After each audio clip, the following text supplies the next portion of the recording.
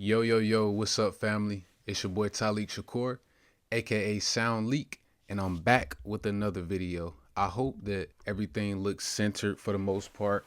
A little different kind of setup, and I've been trying to play with it. I know the one that I filmed yesterday, it was I used my front camera instead of my back camera on my phone. And I actually have a camera too. It's not charged right now. So I probably will pull that out a little later. But I used my front camera, so I noticed that the glare on my face was kind of bright in the last recording. But it is what it is, as long as the message got conveyed. But yeah, I'm coming back to y'all today with another message. How's everybody doing today? I hope everybody's blessed. Hope you're having an amazing day. I hope God is doing everything that he's supposed to be doing in your life. And I hope that you are blessed beyond measures, right? So look, guys, today what I want to speak about is something that is it's very important, right? It's something that is plaguing a lot of states and a lot of cities in America, right? And that is, there are principalities over colleges, right? I'm going to tell you a story that happened to me the other day, just to, ease our way into this topic. And so you have some context behind why I'm speaking about this, right? So let's get right into it. So look, a few nights ago, I was door dashing, right? And I got done with an order and I said to myself, man, I'm hungry. So I'm about to go get something to eat, right? And so God put a specific restaurant on my spirit.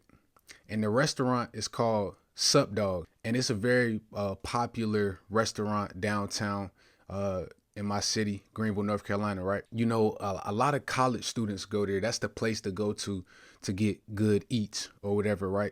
So I was like, all right, I felt that God put it on my spirit to go there specifically, which we'll get into, right? So I said, all right, I'm about to go to Sup Dogs. So boom, I get to Sup Dogs, right? And there's a black lady, at the door, probably about around the same age as myself, or maybe like a year younger or something. But I get to the door and I'm like, all right, bet. I asked her, I said, where do I go to place an order? And she pointed at the bar. She was like, all right, boom, boom, boom, go to the bar. And at first I didn't hear her clearly, but I just seen her point. So I asked her again. And when I asked her again, it's like she caught a little attitude. And I'm like, okay, it is what it is. Maybe she's having a bad day, whatever. So I went to the bar, right? And I get to the bar and I'm just standing there, right? I'm hoping that somebody is going to notice me as a customer, right? That's what, for at least in my experience, when you go to a restaurant, you're going there. Well, this is the truth. You're going there to be serviced, right? And so if I'm going to a restaurant, I'm sorry, y'all. I feel like something on my lip. If I'm going to a restaurant to get served, I am looking to be serviced. Like, I'm looking for somebody to acknowledge me. Like, hey, how you doing, sir? Boom. What do you need? Boom, boom, boom. So that didn't happen, right? And so I stood there for about 5 to 10 minutes trying to see if somebody would service me, like notice me. It was a Saturday night, so it was a whole bunch of people there. And I can understand from that perspective, but it was literally people at the bar who had already been serviced. And so I'm like the only person waiting, right?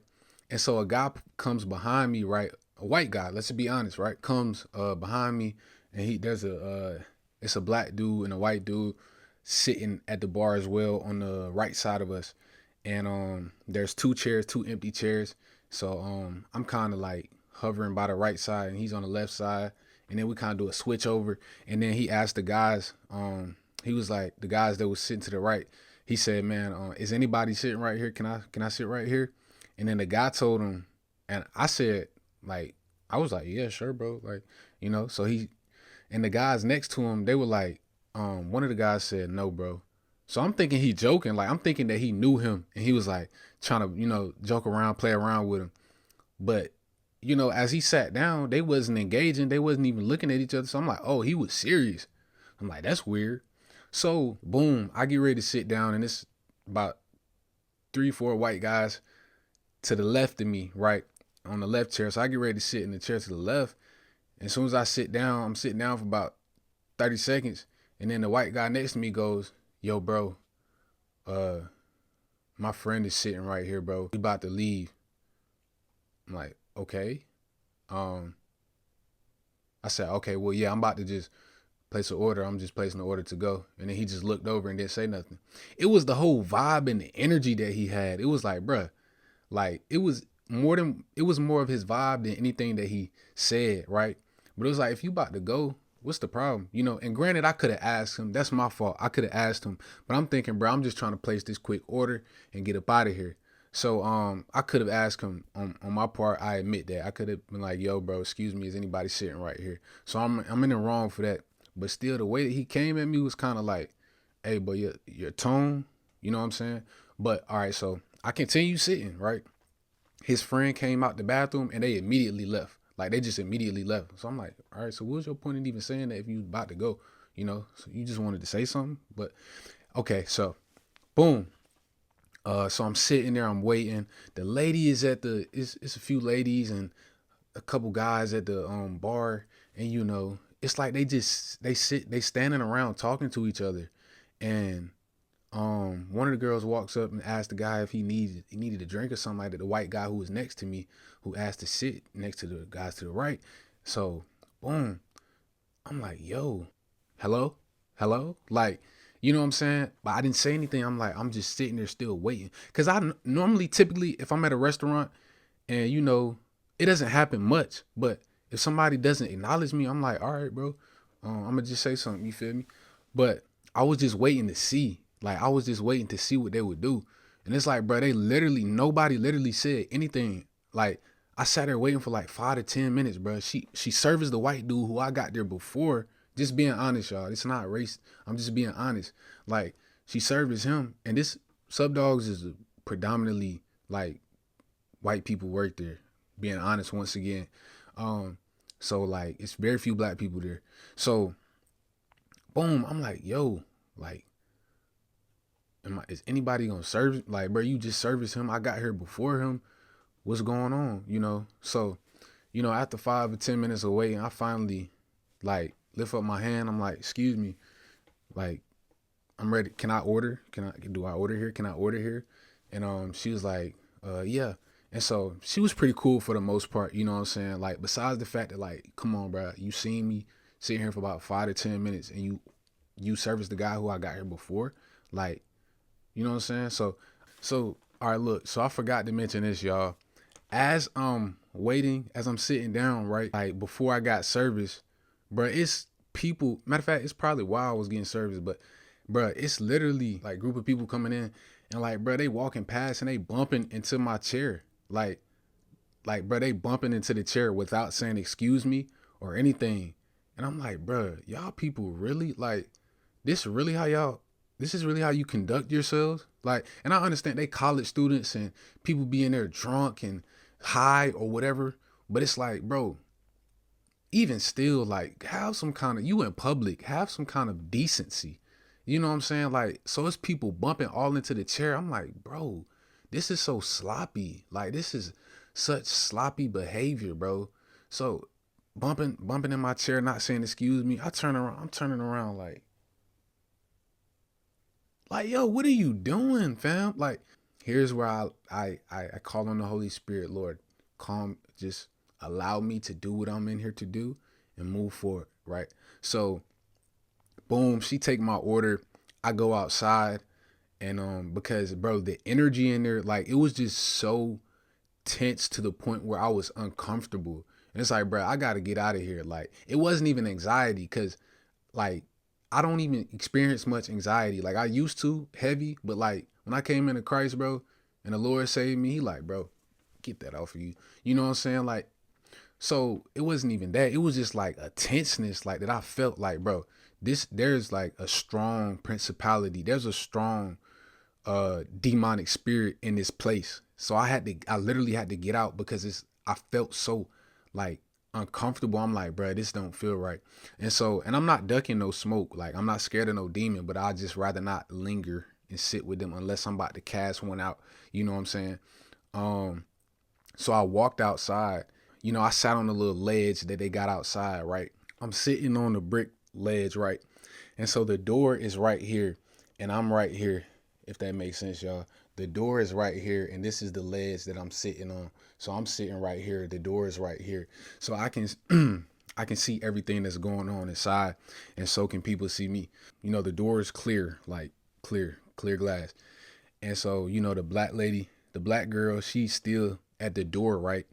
And like I peep her kind of glance at me, you know what I'm saying? Like glancing at me, right? A few times before that I went to Sup Dogs to pick up DoorDash orders, I noticed her and I saw her before, right?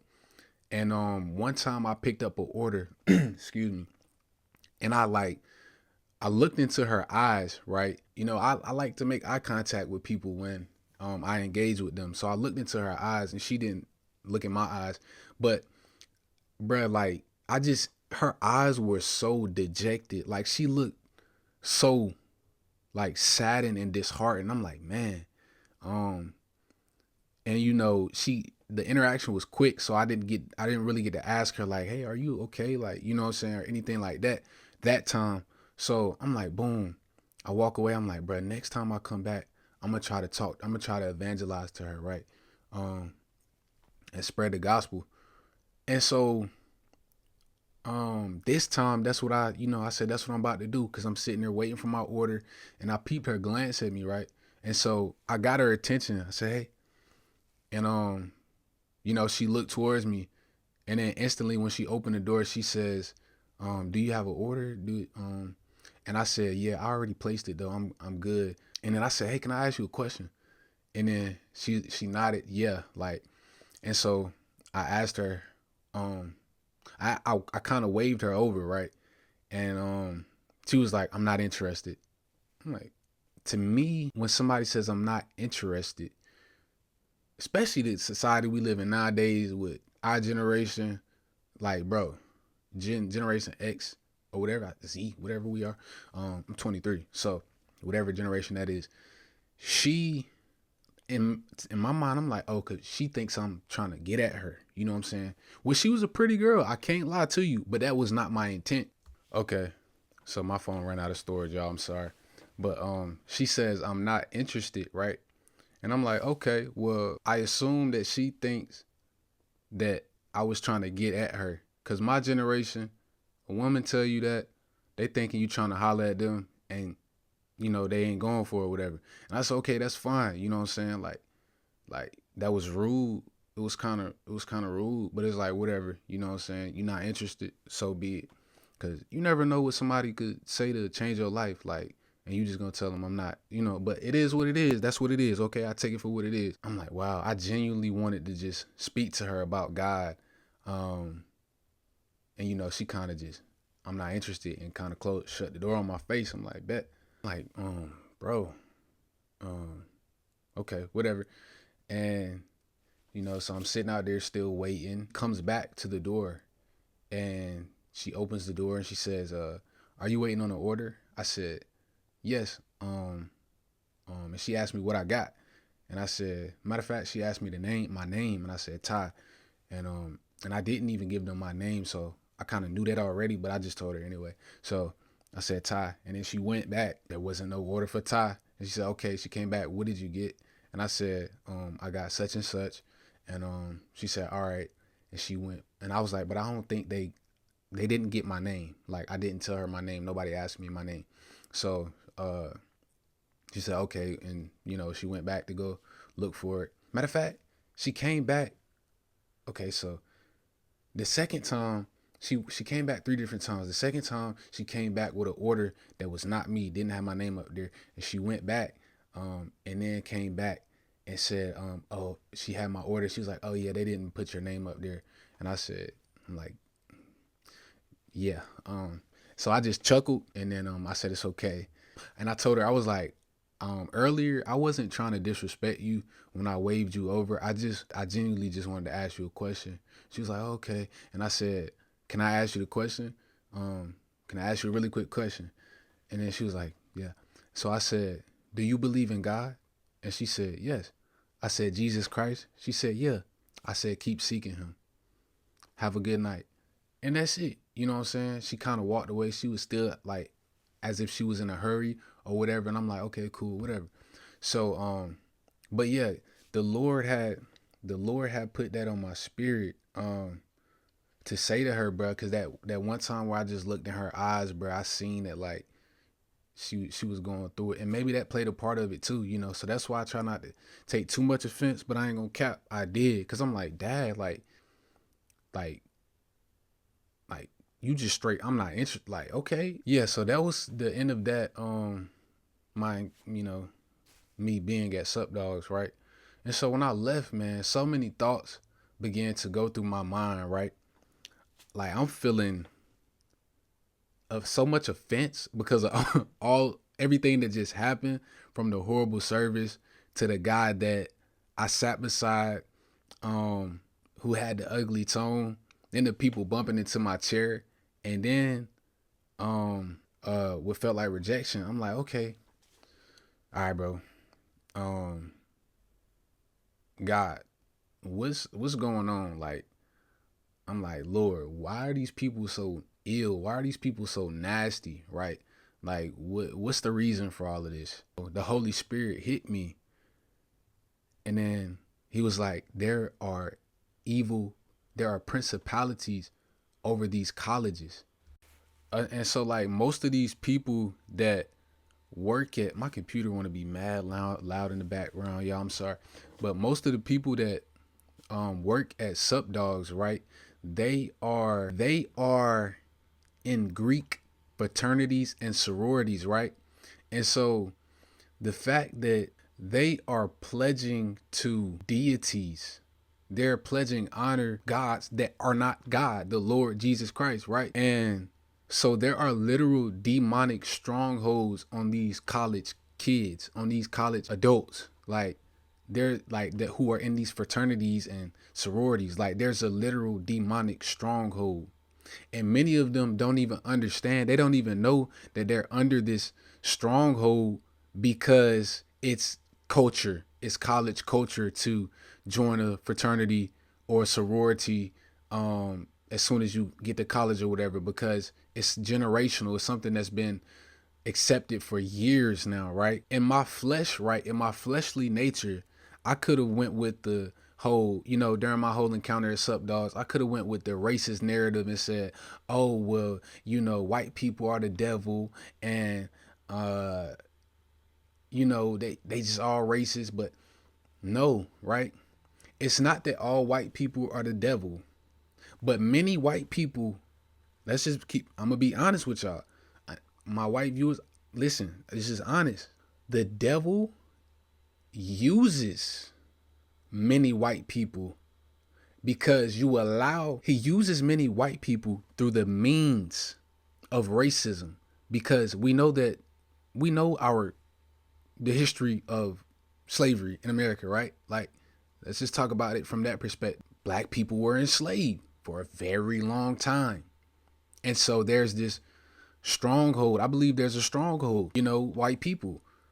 Just as every race, a lot of people have different curses and different things that have a stronghold on them, right? And so it's for white people, I noticed that it's racism, right? And so a lot of white people, not all white people, but a vast majority.